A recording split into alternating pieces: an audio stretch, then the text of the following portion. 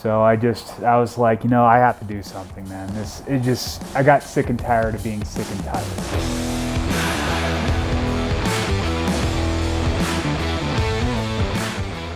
My name is Dave.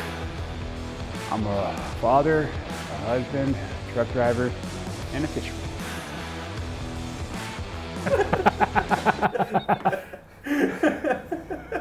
Let the interrogation begin, or some shit. I mean, I can tell you what it was, but this is going to be something that's going to be aired out for the public. But if we're going to get down to the nitty gritty, it's just one of those things to where you have to realize the hidden things that people don't want to talk about when they are obese, the obesity things that you deal with. Yeah. And one of those things is, I really honestly hated throwing my back out to go take a dookie, you know? There was other factors too that kind of motivated me as well as, you know, it's like one of the things, this is when COVID came out, and one of the things everyone started harping on was, if you're a morbidly obese person with ridiculously high blood pressure, this illness is going to affect you, and much worse than it will affect normal people.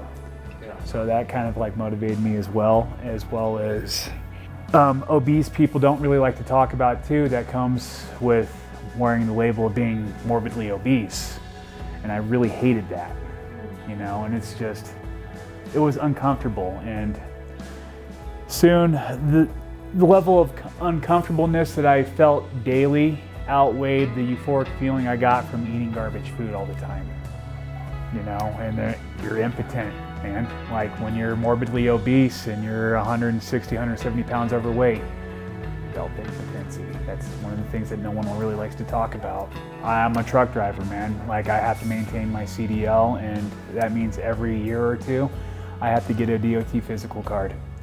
And if I have high blood pressure, or what it was is in 2012 or 13, they passed that BMI index rule for sleep apnea studies, and I started failing that.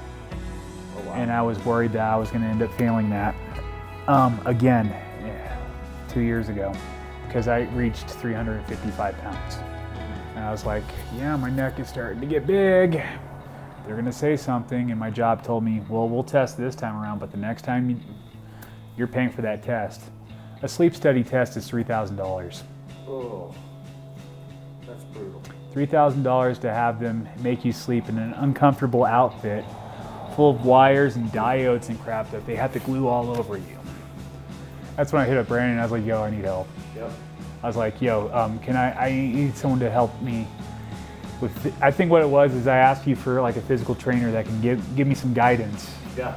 And then you're like, yeah, just come over to my gym and we'll talk about this. And I thought, you know, maybe you're just going to show me exercises and shit like that. And I was like, first lesson in, after I was done, I was like, motherfucker, are you having me do CrossFit? Almost. I didn't start him out right away. Then I threw him in the fire. I was like, you had me do CrossFit. And I was like, and then I realized like 3 or 4 lessons in, I'm like, at first I was like offended. I was like, I'm not doing this. But then I realized how easy it was. Yeah. And then I just wanted to keep doing it. Also, there's other things too. Like I'm wired a little bit differently. Like I realized, like it's like when you go to school. You're in public school. You know, you're not really taking it seriously.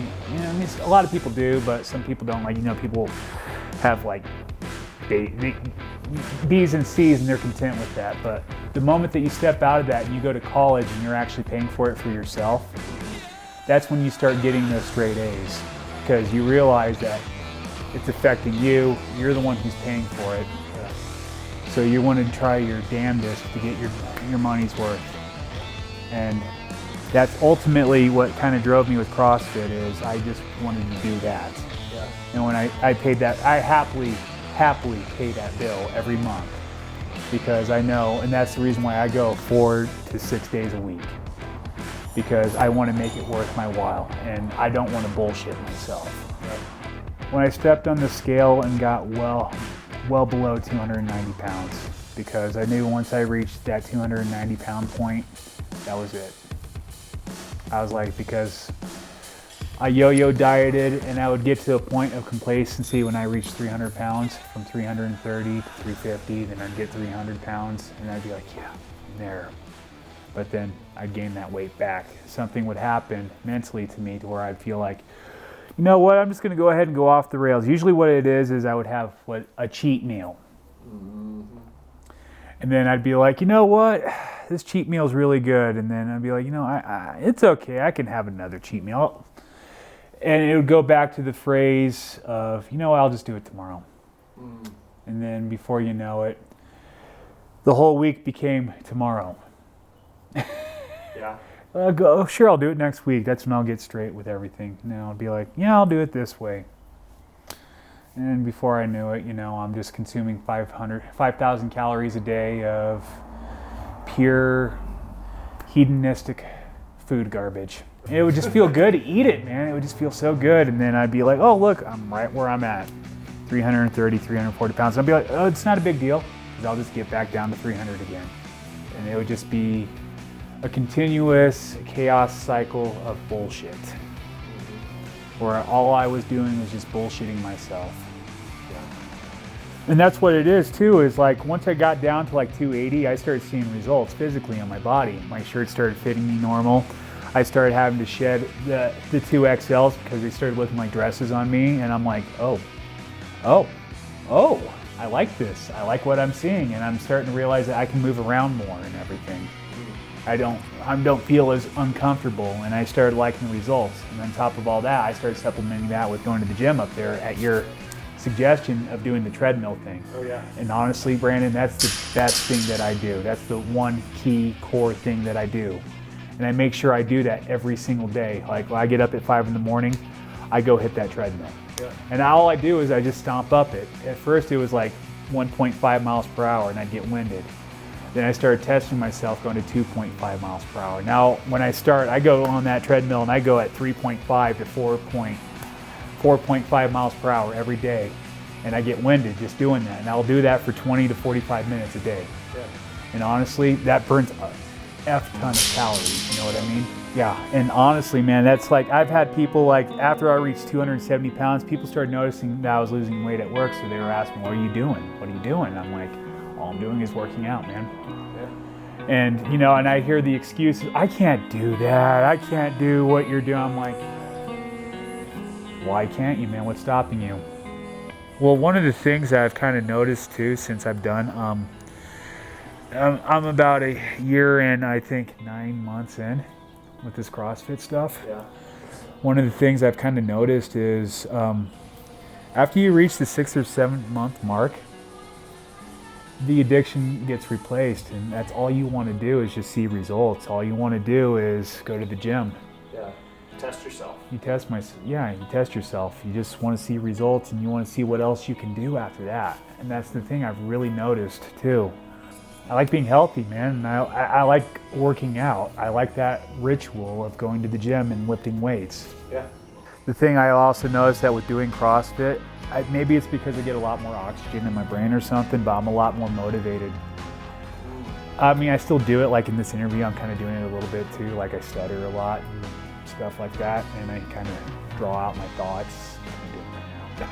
But as with CrossFit, I don't do that so much, not nearly as much as I did when I was morbidly obese. It's a lot easier for me to be talking with a clear mind. Yeah. It's like I feel like a whip, you know, a lot more, you know what I mean? Yeah, you're sharper. I'm a lot sharper. Yeah. Like I feel like I have a lot more confidence in situations. This morning I had a situation involving some parenting stuff I did, and I handled it with class, and I handled it very articulately, the way I was explaining it in that situation, you know?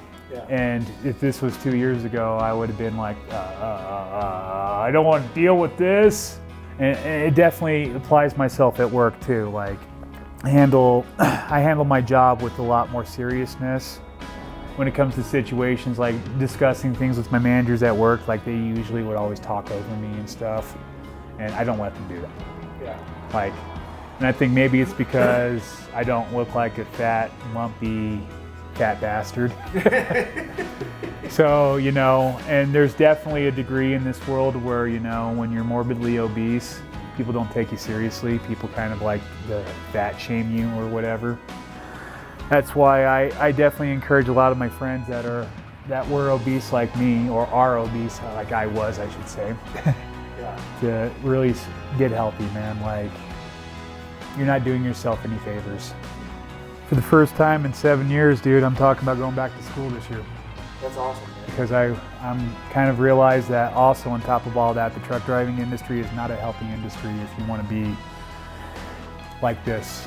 Yeah. It is something that is limiting, and I know that even though I'm on the right path and mentally I am definitely growing more and more on how to manage my food addiction, because let's face facts, that shit's not going away, dude. No.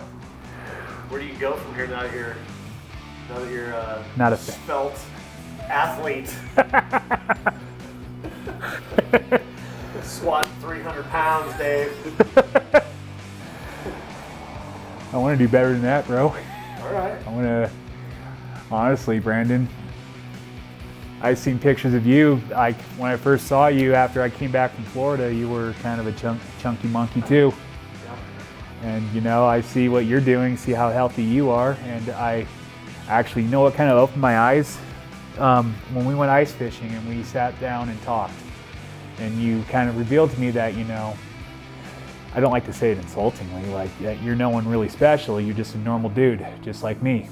Well, that's the point, right? Yeah, like you have your faults, and you're not perfect, and you still, at the end of the day, when you're done being Coach B, you go home to your family, and I think that's extremely commendable. You go home to your family, your brother and all of his kids, you all sit down and do the family thing.